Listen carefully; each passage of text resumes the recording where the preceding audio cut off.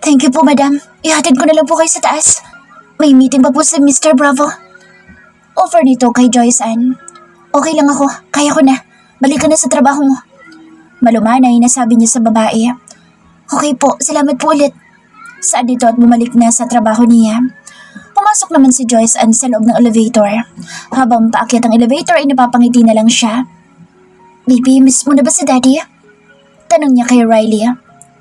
Yes, Mommy. Nakangiti na sagutin sa kanya. I'm sure na matutuwa ang Daddy mo kapag nakita niya tayo. Nang bumukas ng elevator ay naglakad sila papunta sa office ni Tristan. Binati siya ng mga employee ng kanyang asawa. Nasa labas naman ang secretary nito at nakita ni Joyce Ann na nagulat ito. May kakaiba sa mukha nito na para bang kinakabahan nito. Mrs. Bravo, nautal pa na bigkas nito. What's wrong? Okay ka lang ba? Tanong niya dahil ramdam niya talaga na may kakaiba dito. Yes po. Sasabihin ko po si sir na nandiyan. No need, papasok na kami.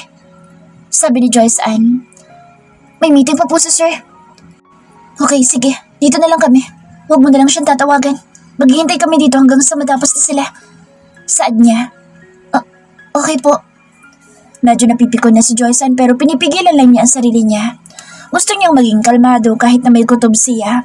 Kahit pa naiinis siya ay inilulugar naman niya ito. Pilit niyang iniintindi na baka nga importante ang meeting ng kanyang asawa. May tiwala naman siya kay Tristan. Alam niya na mahal siya ng asawa niya at hindi siya ipagpapalit dito sa ibang babae. Pero minsan hindi niya mapigilan na mag-isip lalo na't mataba na siya. Ang pangit na ng tingin niya sa sarili niya. Halos 20 minutes na siyang naghihintay at nagsisimula na siyang mabagot. Kaya naman tumayo na siya at mabilis na binuksan ang pinto ng office ni Tristan. Kahit pa pinigilan siya ng secretary nito. I said don't disturb. Honey? Parang nakakita ng multo na sambit na Tristan.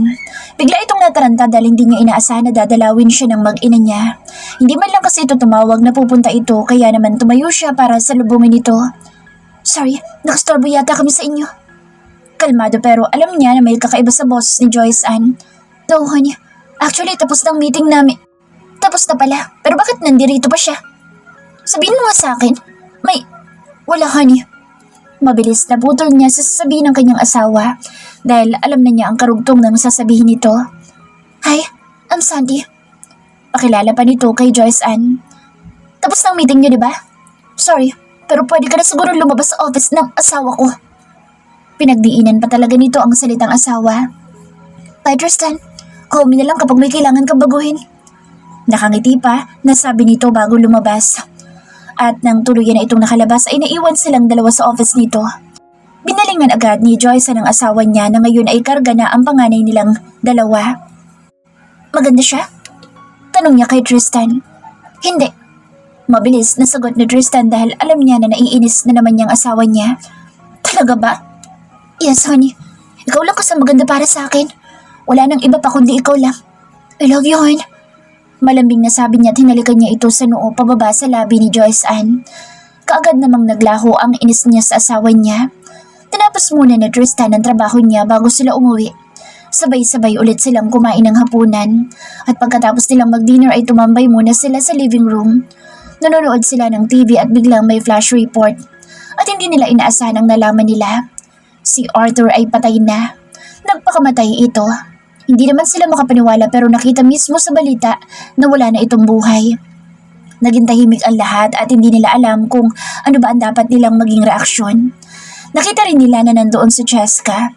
Ngayon na naiintindihan ni Joyce Ann na kahit ganoon si Cheska ay alam niya na minahal nito si Arthur. Minsan, may mga pangyayari na hindi natin inaasahan. Biglang sambit ni Sakto. Nakakalungkot lang dahil hindi man lang niya binigyan ng sarili niya ng chance na magbago. Sabi naman ni Laura. Iyon ang tadhana niya.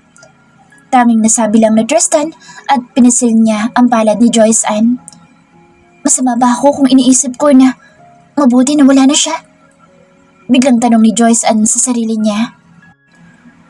Pagkatapos ng balita tungkol kay Arthur ay muling naging laman ng balita ang pamilya nila Joseph. Ibinunyag na kasi ang lahat ng masamang gawain nila at 20 years na naging sentansya sa kanila. At nagpapasalamat naman ng mag-asawa dahil magiging tahimik na ang buhay nila. Dahil wala na ang taong may matinding galit sa kanila. Umaasa sila na sana ay magbago na ang mga ito. Mabilis na lumipas sa mga araw at hindi man lang nila namalaya na kabuwanan na pala ni Joyce Ann. Mommy, manganganak na po yata ako. Sabi ni Joyce Ann sa kanyang ina na si Laura. Okay anak, pumunta na tayo sa ospital. Doon natin papuntahin si Tristan. Sabi nito sa kanya. Sige po. Nahihirapan na sagot niya. Masakit ang balakang niya, pati na ang buong tiyan niya. Hindi niya maintindihan na nangyayari sa katawan niya pero isa lang ang alam niya. Manganganak na siya. Nasa trabaho sa Tristan kaya naman susunod na lang ito sa kanila. Ayaw pa sanang pumasok ng kanyang asawa pero ayaw naman ni Joyce Ann na hindi ito pumasok sa office. Mabuti na lang dahil kasama niya ang mommy niya. Sobrang nagpapasalamat siya dahil talagang ramdam niya na bumabawi talaga ang kanyang mga magulang sa kanya. Mommy, ang sakit po. Umiiyak na bulalas niya. Hinga ng malalim anak. Kaya mo ito. Mawawala din ang sakit. Sunod naman niya ang sinabi ng kanyang mommy. Kahit papaano ay naibsan ang sakit na nararamdaman niya. Nang makarating sila sa ospital ay sakto rin ang dating ng kanyang asawa at ang kanyang daddy. Han, okay ka lang ba? May masakit ba sa'yo? Nag-aalala na tanong ni Tristan sa kanya. Masakit ang balakang ko pero okay lang ako. Kaya ko to. Nakangiti na sabi niya sa kanyang asawa. Yes, you can do it. Para sa anak natin. Sabi nito sa kanya habang hawak ang kamay niya. Dito ka lang sa tabi ko. Huwag mo akong iiwan. Opo, dito lang ako. Kinakabahan na sagot ni Tristan sa kanyang asawa. Sa totoo lang ay kabado siya. Hindi nga niya alam kung paano siyang nakarating sa ospital sa sobrang kaba niya. Nang makatanggap kasi siya ng tawag mula sa bianan niya ay kaagad niyang pinakansel ang mga meetings niya. Wala nang iba pang mahalaga sa kanya kundi ang mag-ina niya. Matagal niya itong hinintay kaya naman pinangako niya sa sarili niya na kakayanin niya. Nalalakasan niya ang loob niya. Relaxan. Alam ko na kaya niya ito. Sabi ni Sakto sa kanya. Thank you, Ninong. Sabi ni Tristan sa kanyang bianan. Mas sanay siya na tawagin itong Ninong kaya naman hindi na nila binago pa. Ang mahalaga sa kanila ang respeto niya sa kanyang bianan. Hawak niya ang kamay ni Joyce Ann. Nandito na sila ngayon sa delivery room at kitang-kita niya ang hirap ng kanyang asawa. Hindi kayang pigilan ni Tristan ang kanyang mga luha. I love you, hon. Bulong niya sa tanga ng kanyang asawa. Wala siyang ibang magawa kundi iparamdam sa kanyang asawa na mahal niya ito. Kung alam lang niya na ganito pala kahirap ang mga anak ay sana'y pinag-isipan niya muna. Pero gusto rin talaga niya na bumuo ng isang malaking pamilya. Ngayon niya nakita ang hirap ng mga babae para lang iluwal ang mga anak nila. Mas lalong lumaki ang respeto na meron siya para sa asawa niya. Napapapikit siya tuwing naririnig niya ito. You can do this. Nandito lang ako. Sabi niya kay Joyce Ann. Ilang sandali pa ay nakita na niya ang anak niya. Lalo siyang umiyak nang marinig niya ang iyak ng kanyang anak. Thank you, hon. You're so brave. I love you. I love you so much. Hinalagan niya ito. Joyce Ann always smiled at him. Pagod ito at pinagbawalan ng doktor niya na magsalita. Inasikaso ang anak nila habang ang asawa niya ay pumikit na para magpahinga. Inasikaso na ang dalawa. Lumabas na muna si Tristan at bumungad sa kanya ang kaibigan ng kanyang asawa. Nandito si Kay, Trina at John kasama din ang kanyang pinsan na si Luke. Nasa biyahe na rin ang parents niya. Kamusta si Joyce Ann? Tanong ni Kay. Okay lang sila. Maayos ang lahat. Nakangiti na sagot niya. Thank you, Lord. Saad ng mga ito. Congrats, bro. Nakangiti na sabi ni Luke sa kanyang pinsan. Thanks, bro. Ganito pala ang feeling. Nakakatakot pero sobrang saya din. Saad niya. Worth it naman, bro. Natatawa na sabi ni Luke. Hoy, Luke. Tuwang-tuwa ka dyan. Saway ni Kay sa asawa niya. Sorry, baby. Hinintay nila na ilipat ng room si Joyce Ann. At nang mailipat na ito ay tulog pa rin ito. Pumasok na ang nurse at kasama na nito ang anak nila. Lalaki ulit ang anak nila ni Joyce Ann. Kargahin mo. Utos ni Kay kay Tristan. Natatakot ako. Biglang sabi niya. Normal lang na matakot ka pero hindi naman nakakatakot. Subukan mo lang, aalalayan kita. Nakangiti na sabi ni Kay. Huwag ka nang umiti sa kanya. Biglang sabi ni Luke kaya natigilan silang lahat. Hoy, migil ka nga dyan. Lugar mo nga yung selos mo. Sira ulo ka, kita mo naman nahirap na itong pinsan mo. Sorry po. Saad naman ni Luke. Alam mo, umuwi ka na lang sa bahay at alagaan mong anak natin. Ayoko, dito lang ako. Manahimik ka na lang dyan. Nainis pa rin na sabi ni Kay. Inalalayan na siya ni Kay. Nag-aalangan man ay nilakasan ni Tristan ang loob niya. Nang mahawakan niyang anak niya ay may kakaibang saya sa puso niya. Hindi niya kayang ipaliwanag. Sobrang saya niya. Baby, I'm your daddy. Kausap niya sa sanggol. Naging masaya ang lahat hanggang sa nagising na si Joyce Ann at una nitong hinanap ay ang anak niya. Napaiyak ito nang makita niya si Tristan na karga ang anak nila. Mas lalo siyang naiyak dahil nandito ang pamilya niya, ang mga kaibigan niya. Ramdam na ramdam niya ang pagmamahal at suporta ng mga ito sa kanya. Salamat po sa inyong lahat. Nakangiti na sabi niya. Salamat anak. Nakangiti na sabi ng bianan niyang babae. Han, anong pangalan ng anak natin? Tanong ni Tristan sa kanya. Riker, Bravo. Nakangiti na sagot niya sa kanyang asawa. Welcome to the outside world, baby Riker Bravo. Nakangiti na sabi nito sa anak nila. Sulit ang lahat ng hirap ni Joyce Ann dahil naisilang niya na malusog ang anak nila ni Tristan. Para sa kanya ay wala na siyang iba pang mahihiling pa. Masaya na siya. Masaya siya sa piling ng kanyang asawa at mga anak. Ang buhay niya noon na puno ng paghihirap ay masaya na ngayon. At isa lang ang alam niya. Gagawin niya ang lahat para maging masaya sila sa future. Honey, let's get married na? Tanong sa kanya ni Tristan. Yes, pero pagalungin mo muna ang tahi ko. Natatawa na sabi niya. Soon, honey.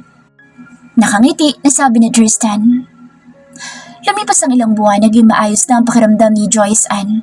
Malakas na siya kaya naman idinaos na nila ang binyag ng kanilang anak.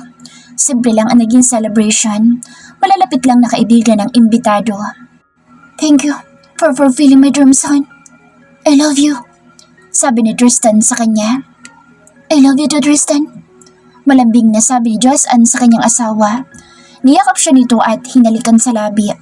Masaya, kontento at may pagmamahalan. Yun ang meron sa kanilang dalawa ngayon. At yun ang aalagaan nila para sa kanilang future. Joyce Ann's POV. Nagising ako dahil sa ingay na naririnig ko at bumungad sa akin ng mga hindi pamilyar na mukha. Kaya naman bumangon na ako. Good morning, Sisi. Nakangiti na mukha ni Kay ang bumungad sa akin. Good morning. Bati ko din sa kanya. Shower ka na. Utos niya sa akin. Bakit? At sino mga kasama natin?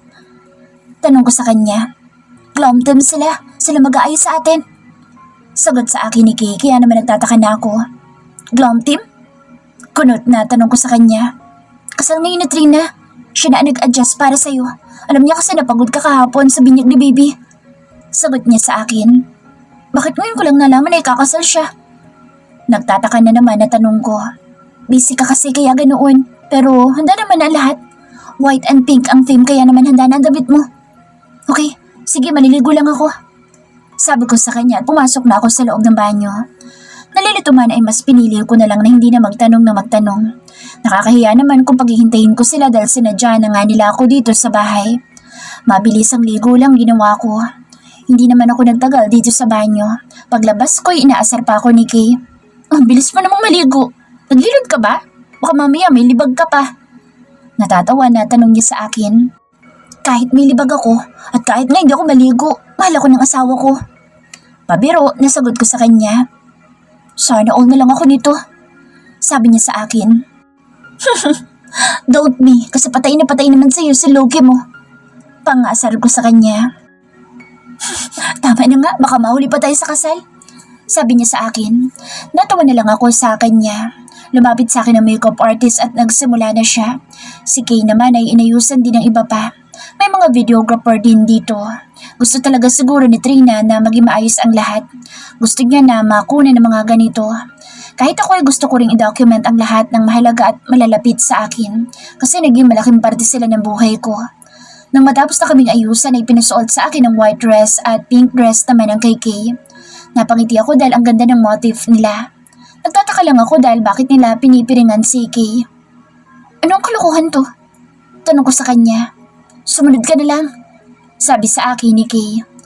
Ayan na naman siya, nagiging masungit na naman siya. Wala naman ako nagawa kundi sumunod sa kanila. Ang dami talaga nilang alam sa gimmick nilang ito. Inalalaya nila ako hanggang sa nakasakay na kami sa sasakyan. Habang nasa biyahe, kinakausap rin ako ni Kay hanggang sa makarating na kami sa sinasabi niya na venue. Kay, bakit parang bumigat ang gown ko? Tanong ko sa kanya. Wait lang, ayusin ko. Sabi niya sa akin at inalis niya ang piring ko sa mata. Anong ibig sabihin nito? Tanong ko sa kanya. Hindi ko alam kung nananaginip ba ako ngayon. Nakatayo ako dito na suot ang isang magandang wedding dress. At sa unahan ay ang lalaking mahal ko. Nakangiti siya sa akin. Ang buong paligid ay punong-puno ng magagandang bulaklak. Habang nakatayo ako ay tumingin ako sa kaibigan ko. Congratulations, sissy! Umiiyak na bati sa akin ni Kay. Hindi ba ako nananaginip? Tanong ko sa kanya. Hindi. Today is your big day. Sagot niya sa akin. Thank you, Kay. Sabi ko sa kanya. We're so happy for you. Umiiyak na sabi niya. Niyakap nila akong tatlo. Tama na ang drama at baka masirang make-out ng bride. Sabi ni John. Salamat sa inyo, sisters forever. Sabi ko sa kanila. Sisters forever. Nakangiti na sabi nila sa akin. Ako na lang ngayon ang nakatayo dito. Nagsimula ako maglakad papunta kay Tristan. Pinipigilan ko ang luha ko. Ayokong humagulhol pero parang hindi ko kaya. Sobrang nasurpresa ako sa ginawa niya. Hindi ko inaasahan na ganito ang gagawin niya para sa akin. Pinilit kong ihakbang ang mga paa ko, makarating lang ako sa kanya. Nakangiti sa akin ang mga magulang ko. Sinalubong nila ako. Hinalikan ako ni mommy sa pisngi at sa noo ko naman si daddy humalik. I'm so happy for you, anak. Umiiyak na sabi sa akin ni mommy. Thank you po. Mahal ko po kayong dalawa. Sabi ko sa kanila. Mahal na mahal ka namin, anak. Sabi sa akin ni daddy. Tristan, alagaan mong anak ko. Salamat sa pagmamahal mo sa kanya. Sabi ni daddy sa asawa ko. Opo, daddy. Nakangiti na sagot ni Tristan. You're crying. Sabi niya sa akin at alam ko na pinipigilan lang din niya ang mga luha niya. I'm so happy right now. Thank you. Sabi ko sa kanya. Me too. Sorry kung hindi ko sinabi sa'yo. Kung sinabi mo hindi na ito naging surprise. Sabi ko sa kanya. Narinig ko naman na tumawa siya kaya naman napangiti na lang din ako.